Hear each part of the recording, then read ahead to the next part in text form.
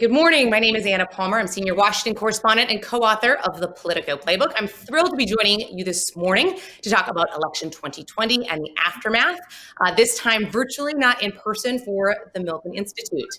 There are just over 20 days until Election Day, and this election cycle has been unlike any in modern history.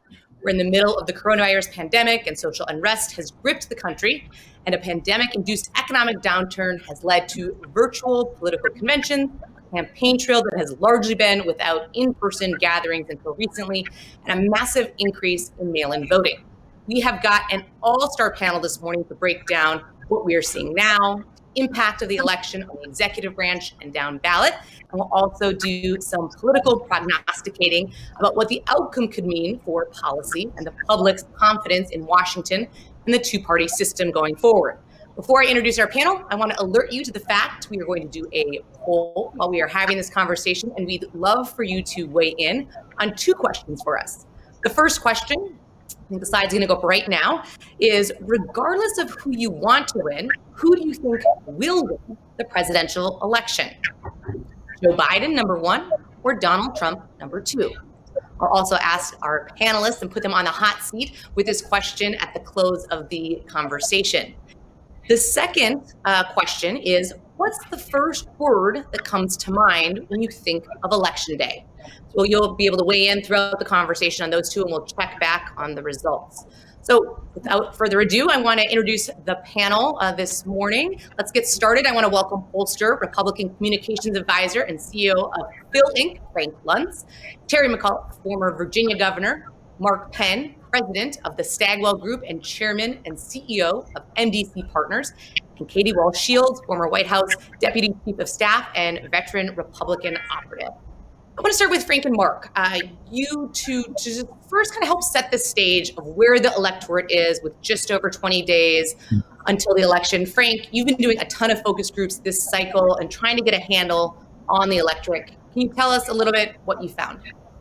I found the most depressing situation in my 58 years and my 35 years of doing this kind of work, that only 4% of Americans are still undecided or could still go back and forth between Biden and Trump. Only 6% are undecided. That is frightening to me, only in that we have so closed off our minds to hearing anything that we might disagree with. And the level of unwillingness to hear what the other side is saying is at an unprecedented level. This is worse than 1968. This is worse than 1980. It's the worst that I've seen since I got involved.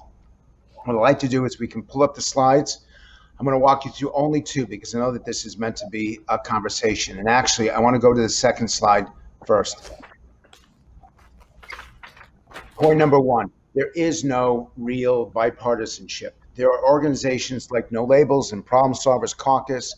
They are the minority in the public mindset right now.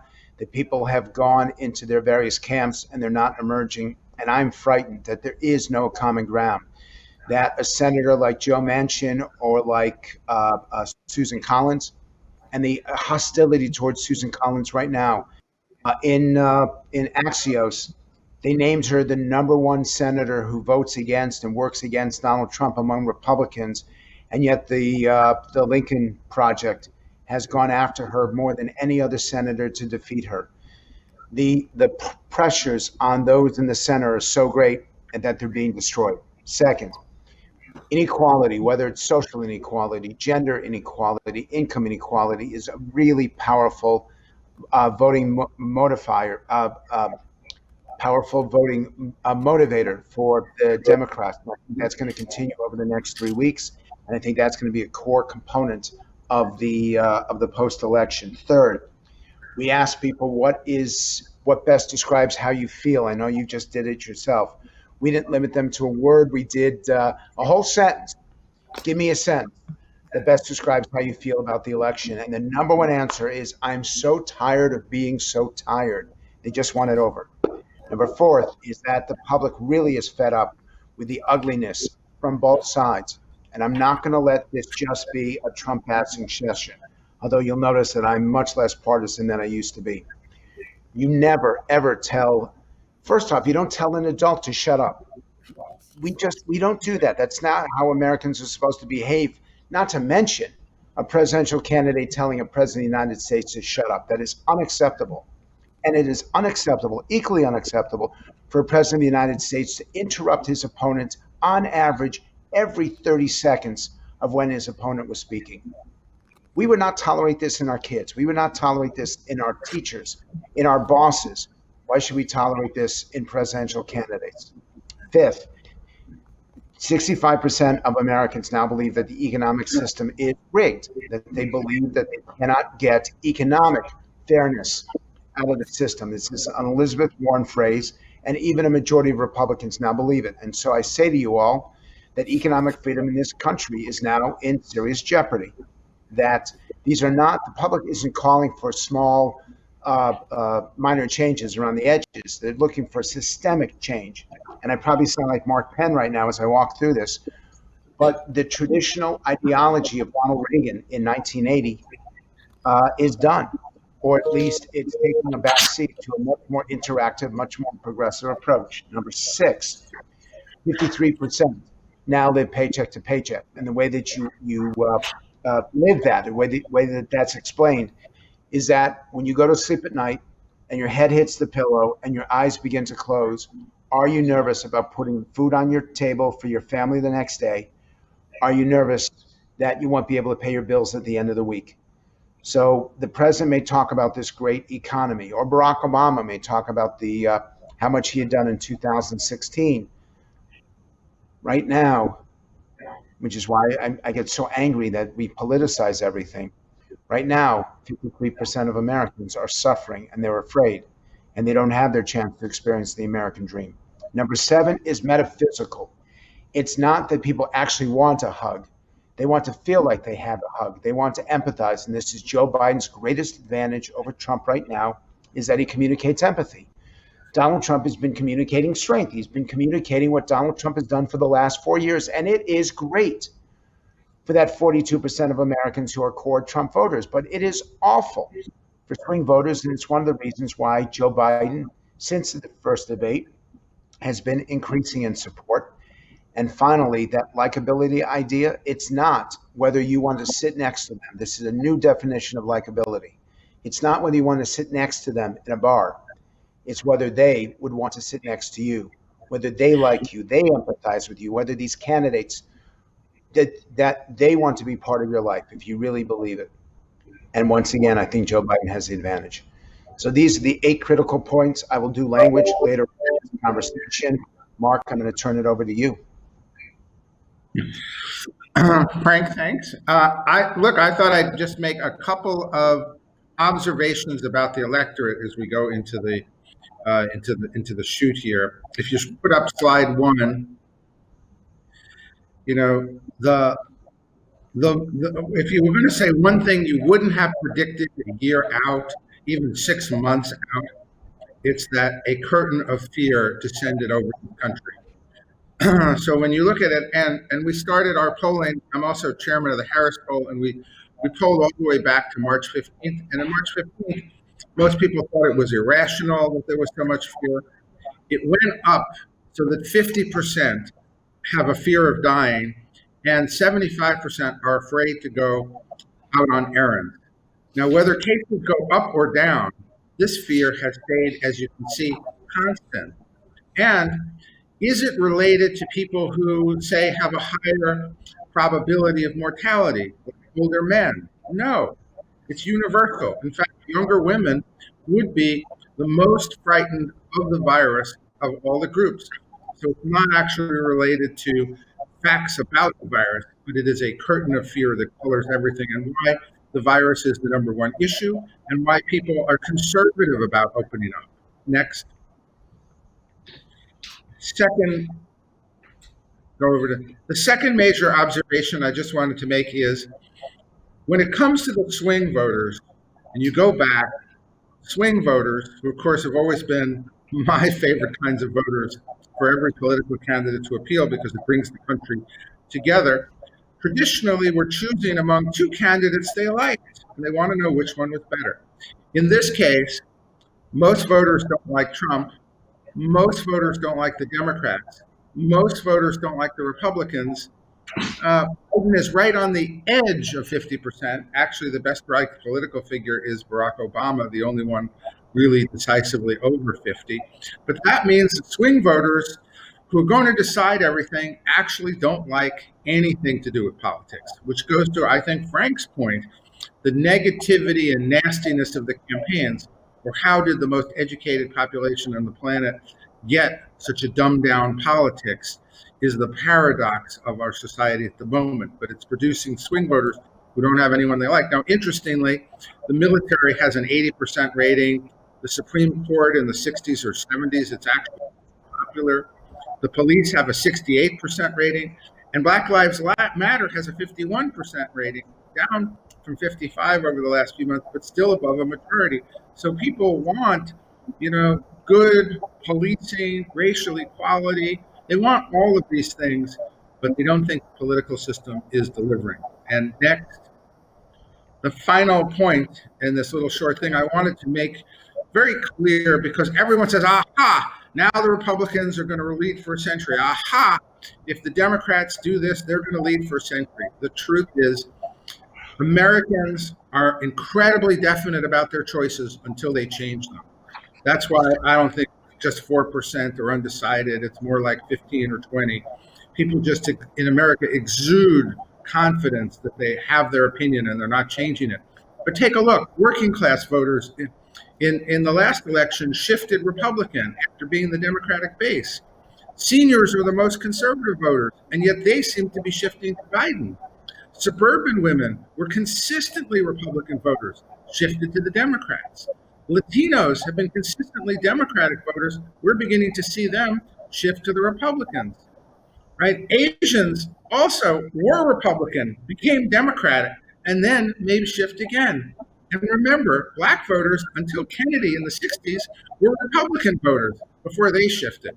So what I want you to understand is we always think that our political system is never changing, that it's fixed, that somebody went. It is a resilient political system in which groups change a lot more than anyone realizes over time. And this is a time of shifting coalitions. Well, thank you so much, Mark and Frank, for starting us off kind of the big picture, a little sobering conversation to start us off. But I actually want to turn it over to you, Governor, because I think what Mark was saying was really interesting around the concept of the shifting dynamics in states. You've certainly seen that in Virginia, what was certainly a swing state that now is pretty solidly blue. You are working very hard to get Joe Biden elected. Can you react to what you just heard, and maybe what's your case that you think Joe Biden is actually going to get across the finish line?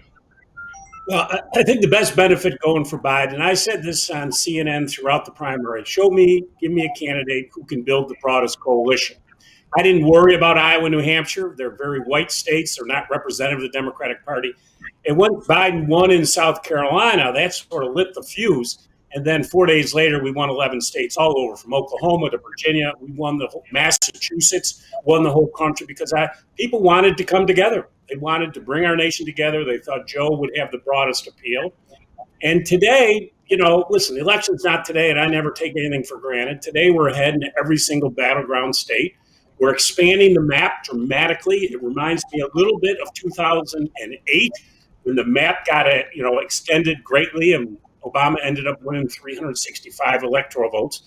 But the thing to look at, and listen, why do people shift? When I ran for governor 7 years ago, we were a red state. Republicans controlled every single statewide office, only 32 Democrats out of 100 in my General Assembly. When I won, we swept the state. All Democrats won statewide. And we produced most jobs ever created, biggest deficit, became the biggest surplus. People want politicians to get things done. I agree with Frank and Mark. Congress is a joke today. Nothing gets done. Nobody works together. This is why I think a governor should be president, because at the end of the day, we don't have filibusters. We got to produce. We got to create jobs, build roads, run education, run healthcare in our states. And you've got to compromise. And I had to work with my Republican legislature to actually get things done. But today, yes, because of all the things we were able to produce, we are now a blue state. We're not even a battleground state anymore. And this has really just happened. The big issue in this election is Trump is now defined. This is not 16, where 95 million people did not vote. Many woke up the next day, holy cow. And Anna, look at the turnout in 17, 18, 19, 20. Off the charts. People who didn't vote in 16 are coming out in record numbers. Here in Virginia, we've already had 786,000 people vote compared to 530,000 in all of 2016. And we still got 22 days to go. It is a record vote turnout. This is a referendum on Trump, who now has a record. And people are not happy with the divisiveness, the tweeting, the COVID response, all of it. And if you produce at the end of the day to go to Mark and everyone's point flank, you get politicians who can get things done and work on both sides, you're going to be successful. Katie, let's bring you into the conversation here. I think two things I want to point to get your reaction to. One, I've been hearing a lot more recently in the last couple of days. Seems more like 2008 than 2016. There isn't kind of that closing momentum that the president saw in 2016. Would love to get your reaction to that. And then also just what we've really started to see. I spent a lot of my time on Capitol Hill, and just the number of senators and even House members who are Republicans who are trying to distance themselves from Trump in a way that we haven't seen over the past 4 years. Yeah, well, I mean, to your first question, I think every election is different. And so if you're ever, overly kind of referencing a previous election, you're trying to fight the last battle. And that's, I think, not a winning strategy. I think one of the things that is different about this election, and Frank alluded to this, and so did Mark, is both parties really have candidates that the broad coalition of voters just don't really like when asked. And so what's been interesting is then you have a conversation in this country about policy and tone. And I think what we found largely both in polling and with like when you saw the Kamala Harris-Mike Pence debate last week is that Republicans generally win on policy. When you take tone out of the conversation and can talk about policy, the country is largely open to what Republicans are proposing on taxes. They don't want government-run health care. They like what they've seen the last 4 years with the economy. In fact, I think it was, there was a poll out today, Gallup put 56% of Americans think they're better off now than they were 4 years ago. And Joe Biden's answer to that is, well, then they shouldn't vote for me. And so what that says to me is, Democrats don't want to talk about policy. They want the election to be about tone. And as Frank alluded to, the country shifted during COVID, and they no longer wanted to have a conversation about policy. They wanted to feel safe again. And that's where you're seeing, I think, and I think Mark alluded to this too, a situation in our party and in the Republican Party where we've seen white seniors really leave our coalition for the first time in a long time. And so you are seeing this, because the governors, to kind of reference everyone's points before this, that the coalitions are shifting a little bit. You're not seeing just normal coalitions all in line, everyone put their jerseys on. There are some different elements this cycle, in this election, in these conversations leading up to November 3rd, that are causing people, I think, to take a second thought. I think there are more undecided voters than people think there are. And I think the one thing that does seem similar to me this election from 2016 is I think the Democrats are taking this a little bit for granted. Now, I agree the voter turnout on the Democrat side has increased. They definitely have a closer turnout to 2018 than they did in 2016, where they had almost presidential electoral turnout in 2018. But I do think the early vote numbers, the absentee voters, are, somewhat misleading. Our voters, Republican voters, never vote on election day. That's just, so they only vote. They like to vote on election day. They don't vote early. And so I think you see a lot of different elements here that come to play, and it's hard to balance those and really forecast what will happen on November 3rd. But I do think, to keep referencing former cycles and say, well, it looks like this or it looks like that, I think is a little, it's hard to predict from it. I want to just follow up on one point to your point of the coalitions aren't the same as that we've always seen. Frank mentioned the Lincoln Project. They've gotten a ton of media play this cycle. Certainly you rarely see Republican veteran operatives try to not only unseat a president, but also several senators, sitting senators. What's your reaction to that? Do you think this is a long-term problem for the Republicans, or do you think this is more of just this cycle, this is all about Trump?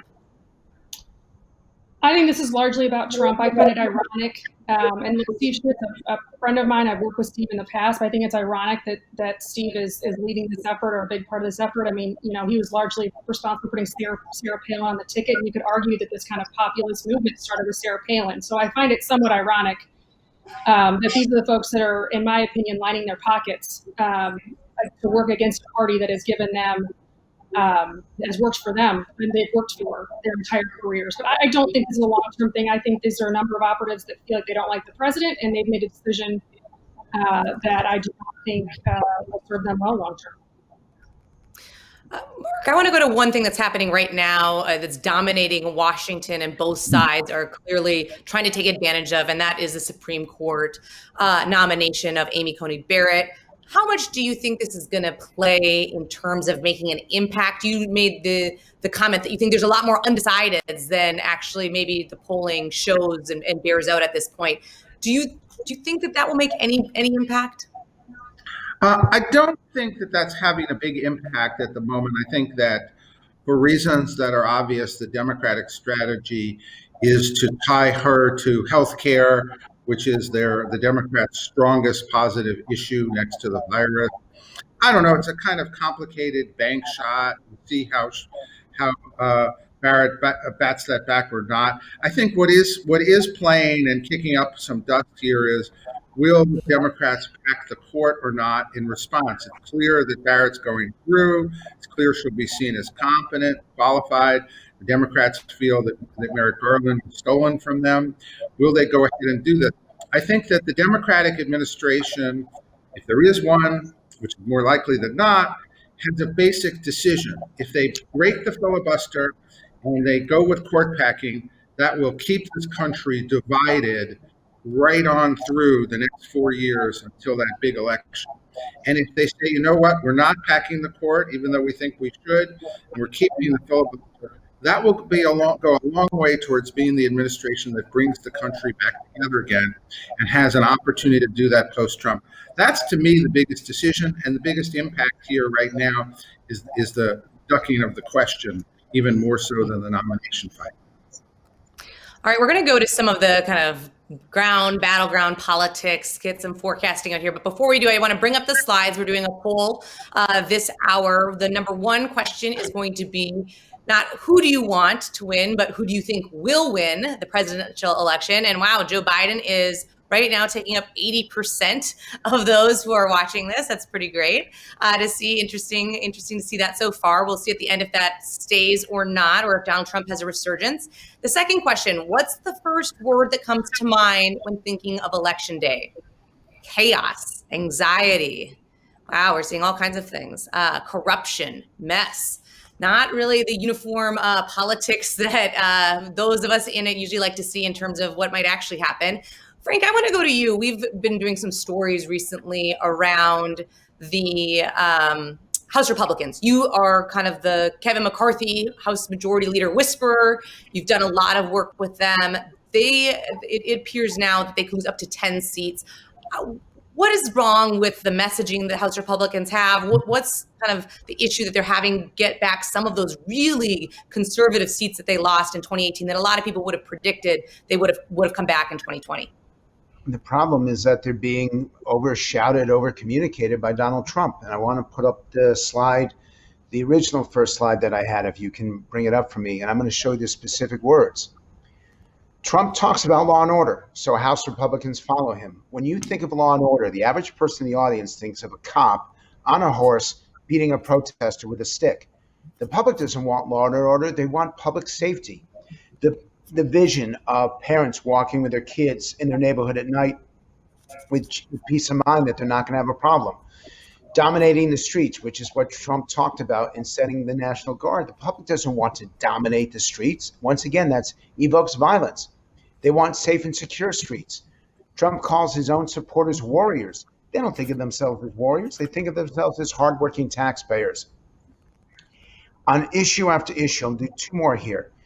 Trump talks about the silent majority. The fact is, the most positive statement that Donald Trump made in the entire 2016, seems like it's like World War I now.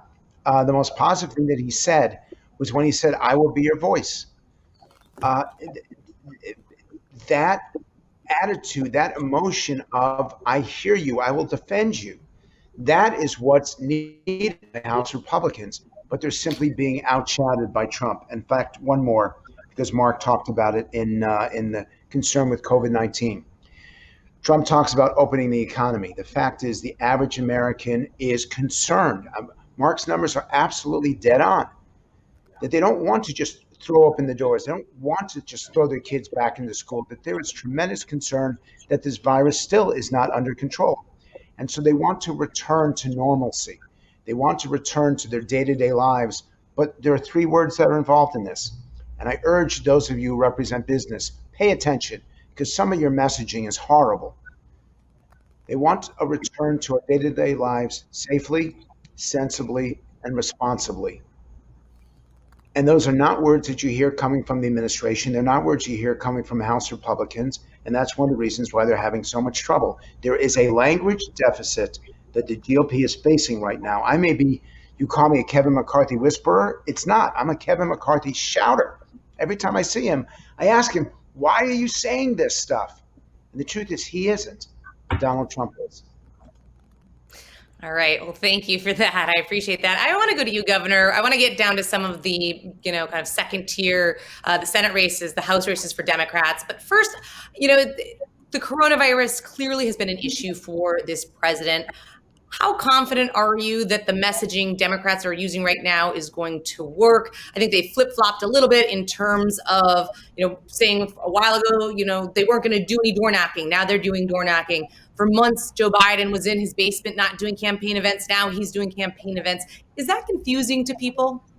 No, I don't think people are paying the attention at that micro level.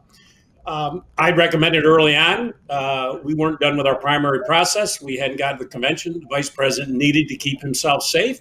I also told him, stay safe as long as you possibly can and send a message during this campaign. So he's very careful when he goes out today, even though Donald Trump made fun of his circles and his mask. He's trying to also send a message as commander-in-chief.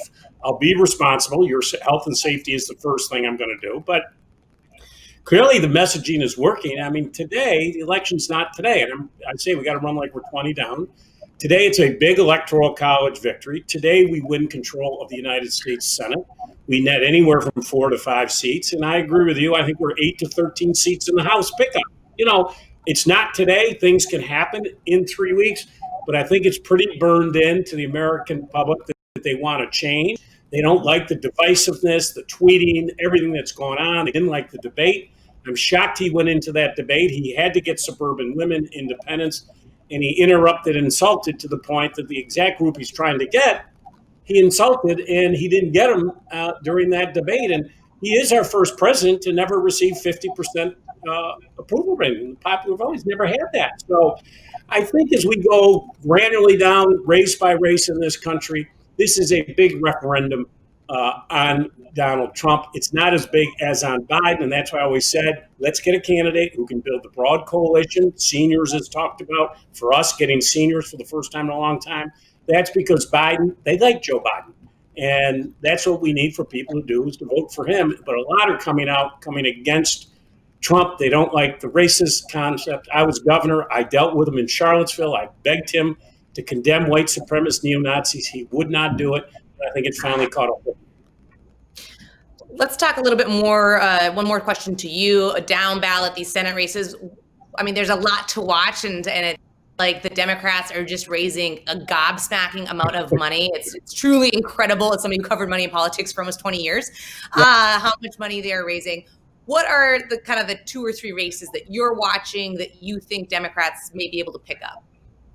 Well, and let me just say, I agree with Ann on the money. This should not go without having helped raise money for 40 years for our party.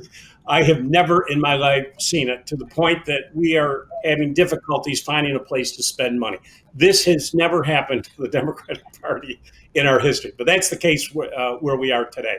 I think in the Senate races, I'll tell you, the big things I would watch would be Alaska. I think Alaska and Iowa are 2 potentials. We also have a Georgia seat.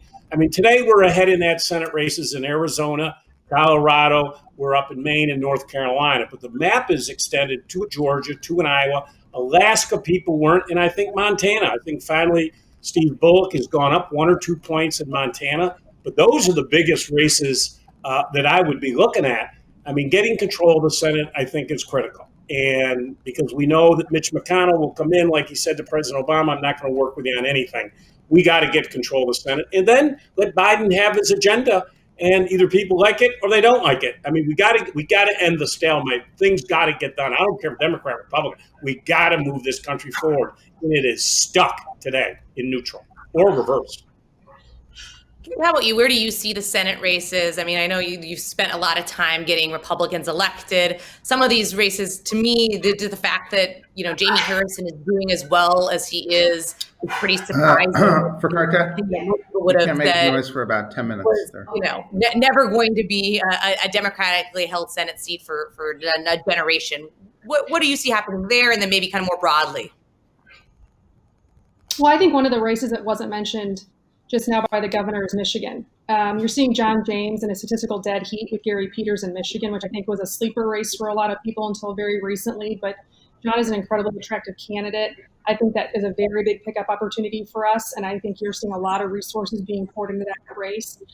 The North Carolina race has come back online. I don't doubt that Tom Tillis was not in a great place 4 weeks ago. We've seen a lot of news come out of that state in the last 2 weeks about Cal Cunningham. I think been hard for him to overcome. He's really run on, vote. I'm a good guy. Vote for me. Here's who I am. I'm a husband, et cetera. I'm a father. And some of the news that's come out, unfortunately, has really cut against the message he's tried and the reputation he's tried to get with North Carolina voters. And so I think North Carolina and Michigan are 2 races that are really coming online. I do think Lindsey Graham pulls it out in South Carolina. And as you mentioned, the amount of money that Senator Graham's opponent's been able to raise is staggering. I think his Q3 number was close to $16 million. We've just never seen numbers like that in Senate races. And so I do think that's a new element that we've got to deal with. If I can talk back to the House races for just 1 second, I do agree with you that I think we probably net lose seats for the Republican Party in the House, but I also think that it's going to be a net loss. I think you will see us pick up some seats in some of the districts we lost in 2018 that were Trump seats. And we had 6 million voters that voted in 2016 for the president that didn't turn out in the midterm. Those folks are going to turn out in 2020. So you'll see districts like Oklahoma 5, Minnesota 7, a couple districts up in New York. Claudia Tenney's running.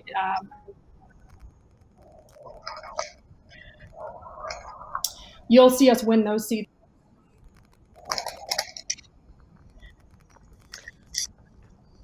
I'm not sure. I think we maybe lost her a second there, or maybe my connection's not doing great. So I'm going to go to Mark, actually.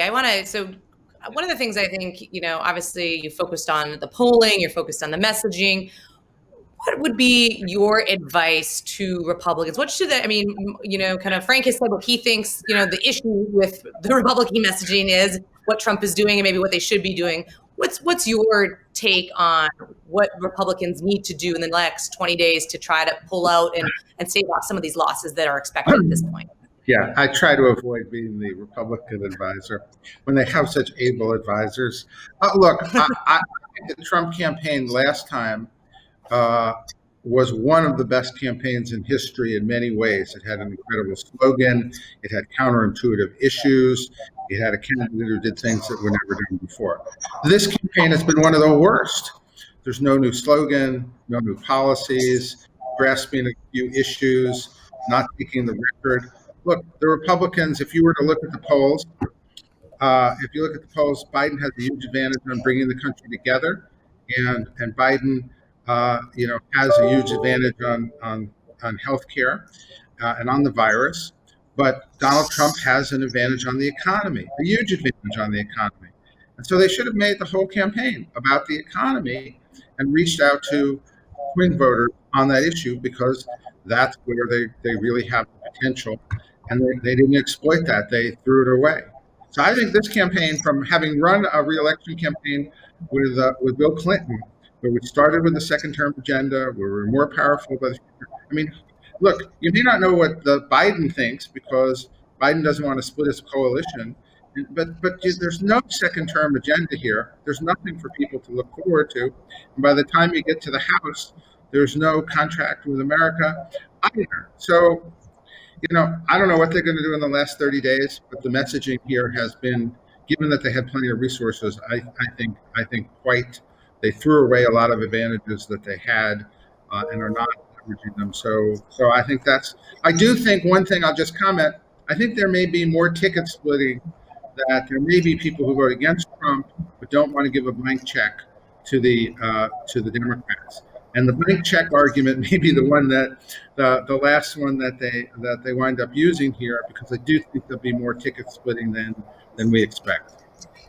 I mean, that certainly was what Senate Majority Leader Mitch McConnell was doing last night at his debate, with his comment about, you either want somebody from Kentucky, vote for me, or you're going to have the New York delegation that's going to be deciding what is the priorities of the Senate. I want to do just a quick lightning round about kind of who you think is going to win on Election Day. And then I want to go looking forward. We've talked a lot about how the country is in a negative space, and maybe we can talk a little bit about what might get done under different scenarios, as well as, is there an ability for the country to come together? But first, let's just go kind of quickly, if you will. Frank, who do you think wins on election night? On election night, Donald Trump wins. 3 days later, Joe Biden wins, as of 21 days out. All right, we heard it here first. Governor McAuliffe. I think Biden probably 325 to 350 electoral votes. And I remind you that on election night, Florida, which is going to be the key determinant, if we win Florida, it's mathematically impossible for Trump to get 270.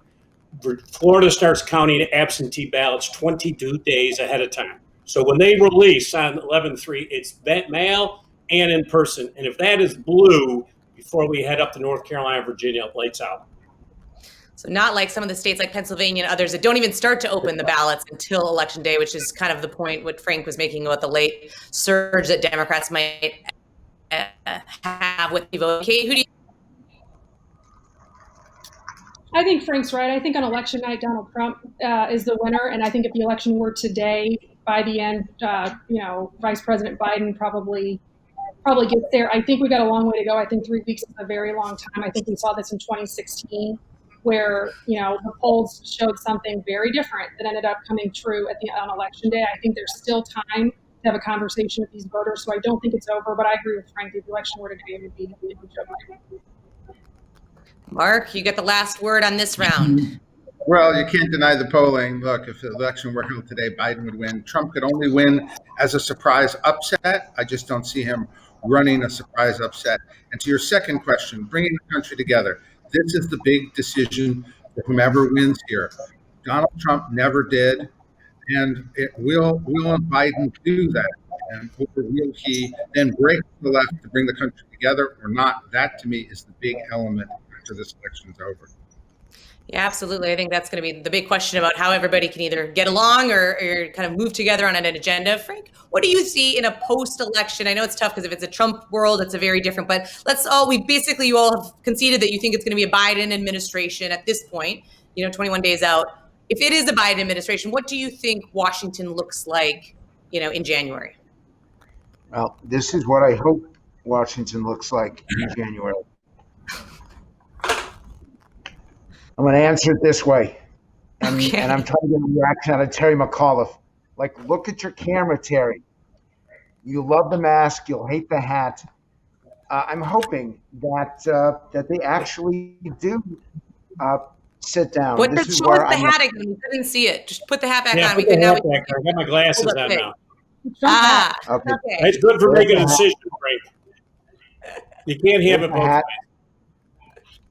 But I do. And do you see this logo right here? Right there? I mean, the flair for the dramatic. I like it. So explain what you mean. So it's why I like the organization No Labels and the Problem Solvers Caucus. And now there's a 30 for 30, which are the people who want to address the federal debt. The truth is, we all should admit that the Republicans don't have all the answers. The Democrats don't have all the answers. And I'm praying that somebody emerges and says, the Elmo thing, the idea, and I'm now giving away Elmos to people who are really angry and yelling a lot in my sessions. And Elmo stands for enough. Let's move on. I think we got to look forward, not backward. I think we got to look for those who are extending a hand to us. And I'm really hoping that they act like, and Terry McAuliffe may not speak this way, but it's how he governed when he ran Virginia, which he listened to Republicans. He learned from Republicans. He took positions that sometimes Republicans endorsed and Democrats did not. That's what we need in America, but we're going to need people to stand up and want to do it. And the people right now who are going to lead that, I hope, are the Problem Solvers Caucus, the No Labels organization, and the 30 for 30 people in the House and Senate who really care about the debt. Governor McAuliffe, let's go to you. I mean, you put on your Biden hat. Is Nancy Pelosi the most powerful person in Washington in a Joe Biden administration? Because she's clearly going to be needed to do anything, to get anything done. What do you think the priorities are? Well, first of all, the most powerful person is going to be the President of the United States. It's going to be Joe Biden. I've been fortunate. I've known Joe for 40 years, worked with him on a lot of different things. He will come at this. Joe likes to work with people. He likes to get things done. He has terrific relationships in the United States Senate on both sides of the aisle. So he's going into this with wanting to work to get things done. I think it's going to be very incumbent to see where Senator Mitch McConnell is, and that they're going to try some things and see if we can get bipartisan support. I think right from the start, I've talked to Biden a lot about this. What's the first 100 days? I think we have to do a $2 trillion infrastructure bill. We got to rebuild America. We got to put millions of people back to work. How do you build that, what I call the post-COVID economy that's inclusive? Gig workers got health care and we're taking care of everybody out there, which is a real opportunity for us.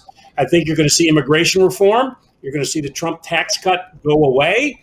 But I think the big thing is going to be try and get infrastructure done, and he'll put us back in the Paris Climate Agreement day one. Those are going to be the first sort of big, broad issues, I believe, in the first 100 days, things that we actually need.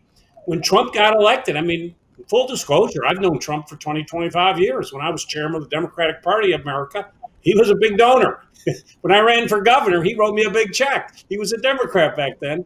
And I was chairman of the Governors Association. I'm in charge of all the governors. I said to the president-elect, do infrastructure, start out the back. Governors, mayors will all love you. We need it. 9,000 bridges, structurally deficient. And unfortunately, he didn't do infrastructure. He talked about healthcare, never put a healthcare plan up. I mean, if Trump had come in and done infrastructure and stayed out of the Obamacare and fixed what needed to be fixed, dealt with COVID early, he would have been very difficult to beat. But his natural instincts were to go the other way and create chaos. And he's paying a horrible price for that today. Biden will come in. He doesn't want chaos. He wants to work with people. It's been his whole history. And, I'm hoping we can get some things done. So you really think infrastructure could be one of his first things, infrastructure? First of all, for so many reasons, states, the roads, the bridges. But the other big thing we've got to tackle today in this country is universal broadband. I mean, here we are with online learning, and I have places in Southwest Virginia and Southside Virginia. They don't get access to broadband. How is that fair to a child who can't even get online to do their courses when we have online courses? We as America got to step up to the plate and deal with our infrastructure, not only our roads and bridges, our electric grid. I mean, we have so many problems in this country. I think it's something we can unify on.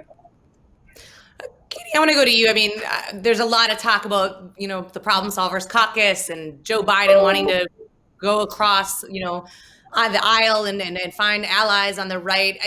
In Playbook, we often kind of dismiss or discount these ideas in the sense that that's not really the Washington that we all operate in today. Do you think that there's a real opportunity that people will actually look for more compromise, or does that have to happen after, the census and the redistricting happens? Look, I'd love to live in a Frank Luntz America. I think Frank makes some really good points, and I think there are a lot of voters that feel the way Frank talks about. But unfortunately, what you're seeing is until a broader slew of voters vote in our primaries, you've got 435 members of Congress up in D.C. who are always worried about their primary before they're worried about their general election. And so one of the things I was going to mention, based on what the governor talked about with the president's first piece of legislation back in 2017 being healthcare. I mean, I was in the White House at that point. The president wanted to do infrastructure first. Paul Ryan and Mitch McConnell came to him and said, you've got to do healthcare. The base is demanding we repeal Obamacare. We've been on this for 4 years. You've got to do this. And so I think they actually pulled the president to a place where he had to do healthcare first.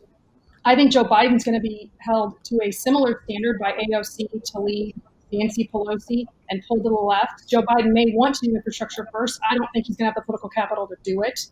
I think, and the reason I say that is because if Joe Biden had the political capital to get this done without compromise, he would be answering the question on court packing right now. He can't answer that question because he can't divide his coalition.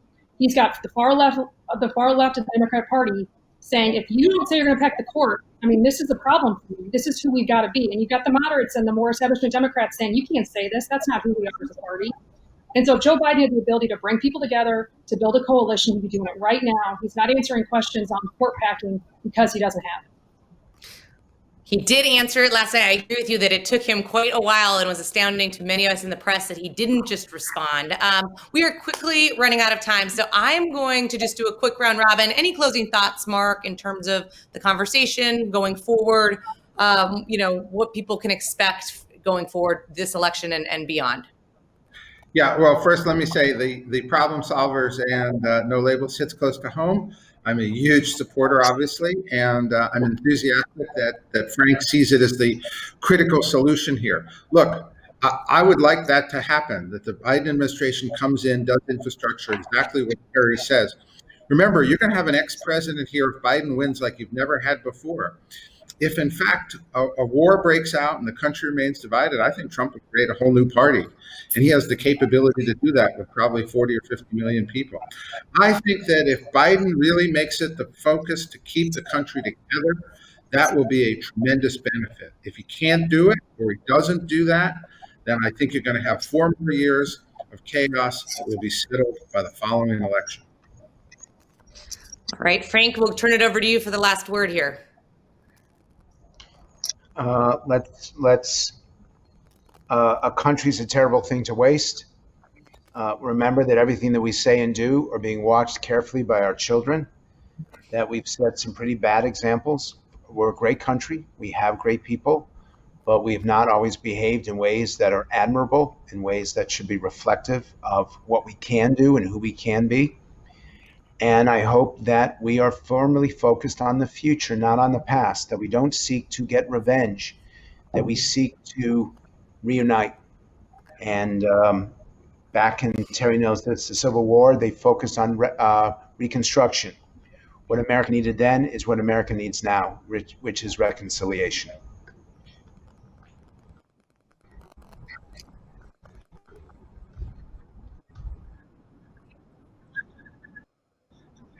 Yeah, I come at this from a little happier place than Frank does. Listen, this is politics. This is rough and tumble. It is what it is. We've gone through many tough elections in the past. We are the greatest nation on earth, no question about it. And you know what? Can we make it better? Sure. And that's the opportunity that we have going forward. So, I'm in a good place. We're going to get a lot of great things done, build upon this great nation that we have today. But I would mention, going to Katie's point, I agree with her. The biggest problem you have in this country today is that politicians pick their voters. Voters don't pick politicians. We have 21 states today that have some type of independent citizen commission to redraw the lines. Joe Biden needs to do electoral reform. We've got to take the redrawing of lines, because I agree with Katie. You can't lose your general election. The only way you can lose an election is in your own primary, and it pushes to the right, it pushes to the left. I am a fiscally conservative, pro-job, socially progressive Democrat. That is probably 70% of America. But in these primaries, it just pushes people out. So if we can fix this, politicians drawing lines, we will be a better country. Democracy will be better for it. But no matter what happens, Americans will hold their head high on November 4th. We're the greatest nation on earth. And this democracy, little sausage making, can be ugly. But you know what? It works better than any other country in the world.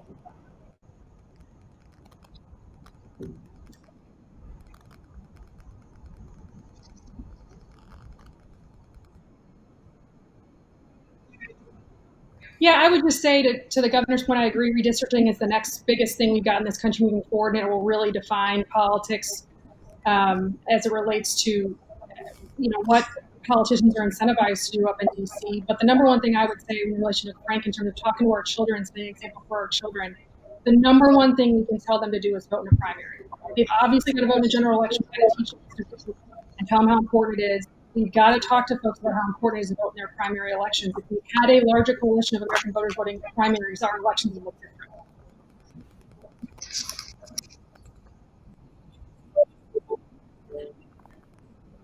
Katie, and Thank thank you. all of the Milken Institute for joining this great conversation, and enjoy the rest of the conference. You bet. Thank you. Thank you. Frank, smile for me, buddy. I can't, Terry. I can't. You need to spend a day with me, buddy. We'll get your life turned around. I'm We'll go out gonna